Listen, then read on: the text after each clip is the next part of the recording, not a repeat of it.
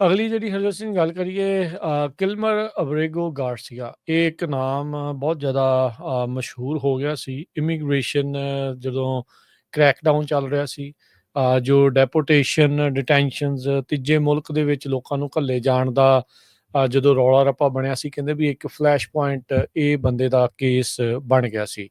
ਕਿਲਮਰ ਅਬਰੇਗੋ Garcia ਕਹਿੰਦੇ ਵੀ ਹੁਣ ਹਾਲ ਦੀ ਘੜੀ ਉਸਨੂੰ ਫ੍ਰੀ ਕਰ ਦਿੱਤਾ ਗਿਆ ਆ, ਪਰ ਉਹਦੇ ਸਿਰ ਦੇ ਉੱਤੇ ਅਜੇ ਵੀ ਤਲਵਾਰ ਲਟਕ ਰਹੀ ਆ ਵੀ ਉਸਨੂੰ ਯੁਗਾਂਡਾ ਦੇ ਵਿੱਚ ਡਿਪੋਰਟ ਕੀਤਾ ਜਾ ਸਕਦਾ ਆ।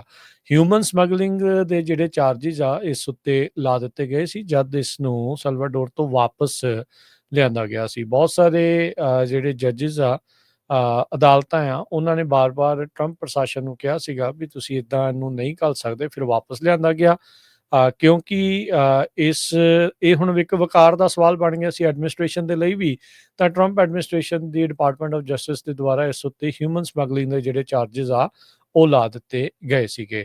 ਟਰੰਪ ਐਡਮਿਨਿਸਟ੍ਰੇਸ਼ਨ ਨੇ ਇਹ ਵਾਅਦਾ ਕੀਤਾ ਸੀਗਾ ਲੋਕਾਂ ਦੇ ਨਾਲ ਜਾਂ ਆਪਣੇ ਬੇਸ ਦੇ ਨਾਲ, ਹੀ ਵੁੱਡ ਨੈਵਰ ਗੋ ਫ੍ਰੀ। ਯੂਐਸ ਦੇ ਵਿੱਚ ਕਹਿੰਦੇ ਵੀ ਉਹ ਕਦੀ ਵੀ ਦੁਬਾਰਾ ਆਜ਼ਾਦ ਨਹੀਂ ਹੋਊਗਾ, ਤੇ ਇਸ ਤਰੀਕੇ ਦੇ ਨਾਲ ਆਖਿਆ ਜਿਹੜਾ ਉਹ ਗਿਆ ਸੀਗਾ। ਸੋ ਫੈਡਰਲ ਅਧਿਕਾਰੀਆਂ ਨੇ ਜਿਹੜੇ ਕੋਰਟ ਦੇ ਆਰਡਰਸ ਆ ਉਹਨਾਂ ਦੀ ਹੁਣ ਪਾਲਣਾ ਕਰਦੇ ਹੋਏ ਅਬਰੇਗੋ ਗਾਰਸੀਆ ਨੂੰ ਟੈਨੇਸੀ ਦੀ ਜੇਲ੍ਹ ਦੇ ਵਿੱਚੋਂ ਰਿਲੀਜ਼ ਕਰ ਦਿੱਤਾ ਆ। 2022 ਦੇ ਟ੍ਰੈਫਿਕ ਸਟਾਪ ਦੇ ਹਿਸਾਬ ਦੇ ਨਾਲ ਉੱਥੇ ਇਸ ਉੱਤੇ ਦੋਸ਼ ਲਾਏ ਗਏ ਸੀ ਵੀ ਇਸ ਨੇ ਹਿਊਮਨ ਸਮਗਲਿੰਗ ਕੀਤੀ ਆ, ਮਾਈਗ੍ਰੈਂਟਸ ਨੂੰ ਸਮਗਲ ਕਰਕੇ ਅਮਰੀਕਾ ਦੇ ਵਿੱਚ ਲਿਆਂਦਾ ਆ, ਤੇ ਕਹਿੰਦੇ ਵੀ ਹੁਣ ਇਸ ਨੂੰ ਮੈਰੀਲੈਂਡ ਦੇ ਵਿੱਚ ਵਾਪਸ ਜਾਣ ਦਿੱਤਾ ਜਾਊਗਾ, ਪਰ GPS ਟਰੈਕਿੰਗ ਡਿਵਾਈਸ ਇਸ ਉੱਤੇ ਲਗਾਈ ਜਾਵੇਗੀ। ਇਸ ਉੱਤੇ ਲਗਾਏ ਗਏ ਜਿਹੜੇ ਕ੍ਰਿਮੀਨਲ ਚਾਰਜਿਸ ਆ ਉਸ ਵਿੱਚ ਇਸ ਨੇ ਆਪਣੇ ਆਪ ਨੂੰ ਨਾਟ ਗਿਲਟੀ ਪਲੀ ਕੀਤਾ ਹੈਗਾ ਆ।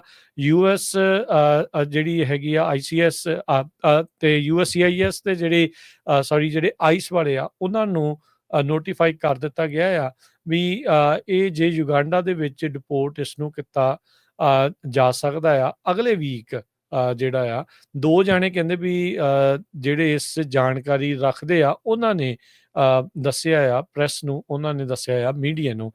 ਸੋ ਕਹਿੰਦੇ ਵੀ ਮੰਡੇ ਨੂੰ ਆਪਣੇ ਲੋਕਲ ਆਈਸ ਦੇ ਵਿੱਚ ਇਸ ਨੂੰ ਹਾਜ਼ਰੀ ਲਵਾਉਣ ਦੇ ਲਈ ਸੱਦਿਆ ਗਿਆ ਆ। ਸੋ ਉਦੋਂ ਹੋ ਸਕਦਾ ਵੀ ਇਸ ਨੂੰ ਯੁਗਾਂਡਾ ਦੇ ਲਈ ਡਿਪੋਰਟ ਕਰਨ ਦੇ ਲਈ ਸ਼ਾਇਦ ਫਿਰ ਦੁਬਾਰਾ ਡਿਟੇਨ ਕੀਤਾ ਜਾ ਸਕਦਾ ਆ। ਇਹਦੇ ਜਿਹੜੇ ਵਕੀਲ ਨੇ ਉਹ ਇਸ ਰਿਮੂਵਲ ਨੂੰ ਦੁਬਾਰਾ ਅਦਾਲਤ ਵਿੱਚ ਚੈਲੰਜ ਕਰ ਸਕਦੇ ਆ। ਇਹ ਦੱਸ ਜਾਈਏ ਅਮਰੀਕਾ ਤੇ ਯੁਗਾਂਡਾ ਦੇ ਦਰਮਿਆਨ ਇੱਕ ਆਰਜੀ ਤੌਰ ਦੇ ਉੱਤੇ ਸਮਝੌਤਾ ਹੋਇਆ ਆ, ਜਿਸ ਵਿੱਚ US ਤੋਂ ਜਿਹੜੇ ਇਮੀਗ੍ਰੈਂਟਸ ਆ ਜੋ ਡਿਪੋਰਟ ਕੀਤੇ ਜਾ ਰਹੇ ਆ ਉਹਨਾਂ ਨੂੰ ਯੁਗਾਂਡਾ ਲੈਣ ਦੇ ਲਈ ਮੰਨਿਆ ਹੈਗਾ ਆ। US ਜਿਹੜਾ ਕਹਿੰਦਾ ਵੀ ਉਹਨਾਂ ਨੂੰ ਹਿਊਮੈਨੀਟੇਰੀਅਨ ਬੇਸਿਸ ਦੇ ਉੱਤੇ ਜਾਂ ਲੌਜਿਸਟਿਕਲ ਰੀਜ਼ਨਸ ਦੇ ਕਰਕੇ ਉਹਨਾਂ ਨੂੰ ਆਪਣੇ ਉਹਨਾਂ ਮੁਲਕਾਂ 'ਚ ਨਹੀਂ ਘੱਲਿਆ ਜਾ ਸਕਦਾ, ਇਸ ਲਈ ਯੁਗਾਂਡਾ ਦੇ ਵਿੱਚ ਇਹਨਾਂ ਨੂੰ ਜਿਹੜਾ ਉਹ ਘੱਲਿਆ ਜਾਊਗਾ।